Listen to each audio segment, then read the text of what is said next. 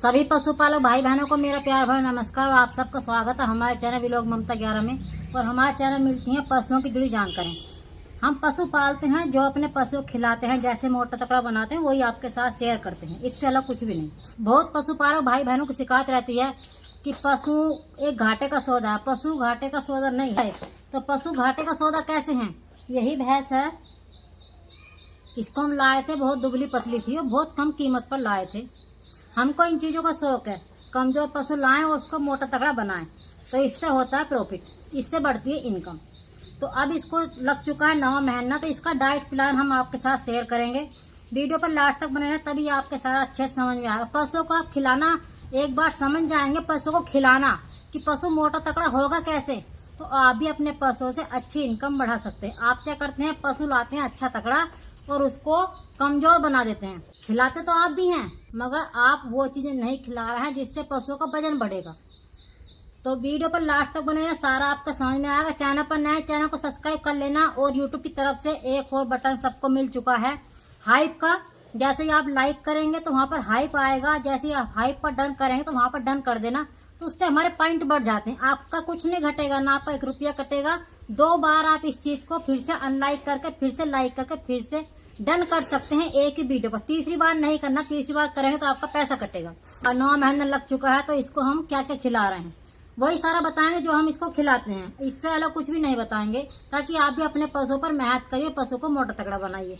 यदि आपका पशु आप खिला भी रहे हैं और वह फिर भी नहीं हेल्थी हो रहा है, तो हमारे तो भैंस अच्छे से खा रही है, तो हम इसको लीवर टॉनिक नहीं दे रहे हैं। जिसकी पशु अच्छे से नहीं खा रहा है, कम खा रहा है और उसका समय ब्याने को नजदीक आता जा रहा है, तो उसकी भूख खोलने की कोशिश करें, तो उसको दीजिए अच्छा सा कोई लीवर टॉनिक, अपने डॉक्टर से सलाह लेकर, जितना वो बताए, जितनी मात्रा में बताए।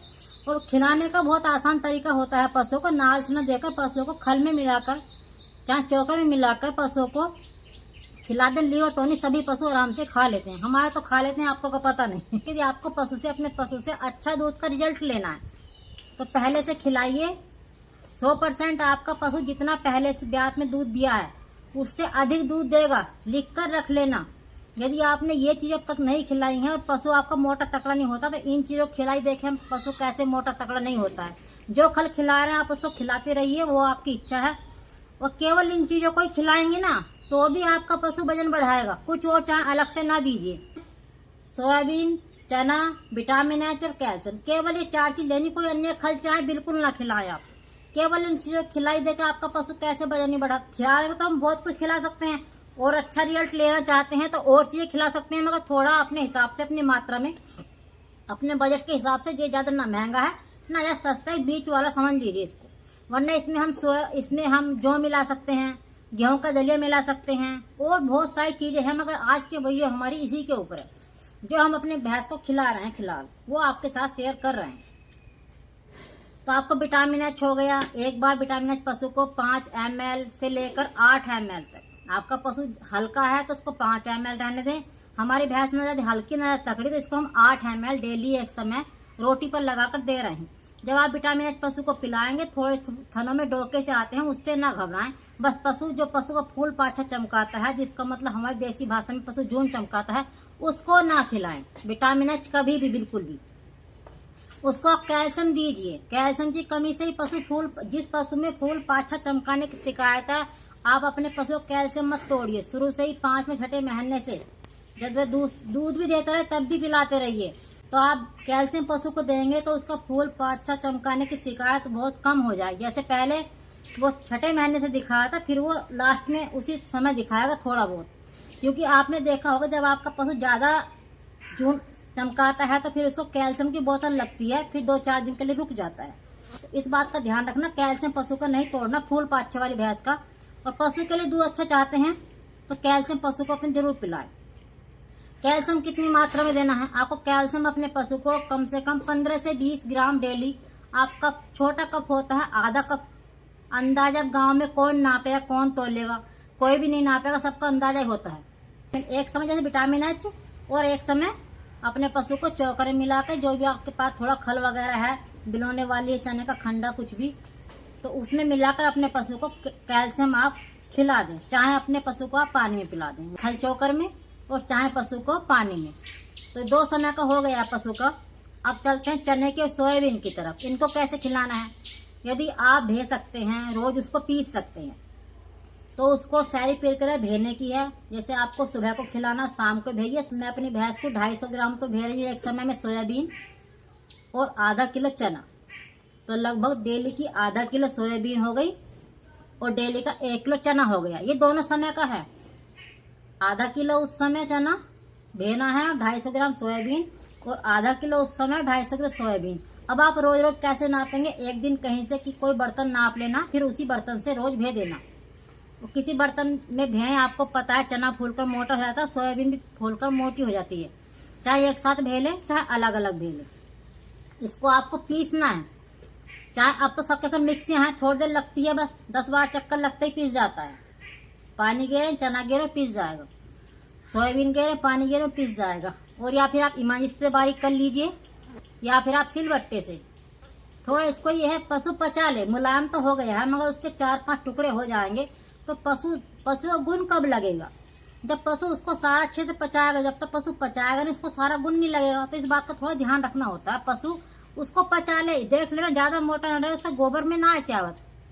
तो ज्यादा मोटा उसके गोबर में आएगा, नहीं आएगा, समझो आपका पशु पचा रहा है, उसका गुण भी उसको लगने लगेगा। तो ये हो गया आपका मतलब पीस के खिलाने का। खिलाना कैसे है, चारे पर मत गिरना, वही शिकायत रहेगी। फिर चारे पर सूखा सूखा रह गया, जो उसका गुण में पानी था वो नीचे से होकर निकल कर बह गया, खड़ंजे पर पशुओं के पैरों में बह रहा है। इस चीज को समझिए। खल भी कैसी भी खिलाएं तो उसे खुशक कर ले। और हमारा सबका खिलाने का सिस्टम यही है। हम तो यही तो परात में खिलाते हैं, दाना मिश्रण हो, खल हो, चाहे कैसे भी हो। खुशक कर ली तो पशु के चारे पर गेर दी, और कभी चोकर नहीं है तो उसको परात में रख दी। चारा हमारे पशु ऐसे ही खा लेते हैं, कोई दिक्कत नहीं है। तो आप उसको देखो, महंगी चीज है। आप उसको, जैसे हमने एक गट्टा लिया 25 किलो का सोयाबीन का, और हम 50 किलो लाए हैं चना, तो ये आपका 50 दिन चल जाएगा पूरा। 10 दिन फिर ले लेना थोड़ा बहुत। इसको तब तक खिलाएं जब तक पशु ब्याता नहीं है। पशु को बहुत इसका गुण लगेगा। आप जिस पशु को चना खिलाएंगे ना, पशु को ज्ञाभन रुकने की समस्या ही नहीं आएगी। 1-2 बार रिपीट होने पर ही पशु आपका ज्ञाभन रुक जाएगा, और पशु को कभी वजन नहीं घटाएगा। और जिस भैंस को एक बार चना सोयाबीन लगे, पूरे ब्यात भी दूध में फैट नंबर 1 चलेगी। लोग भी कहेंगे कि क्या खिला रहा हो, इतनी अच्छी दूध में फैट आ रही है। या तो पढ़िए, नौकरी लगाइए, वरना पशुपालन करिए, कोई समस्या नहीं है।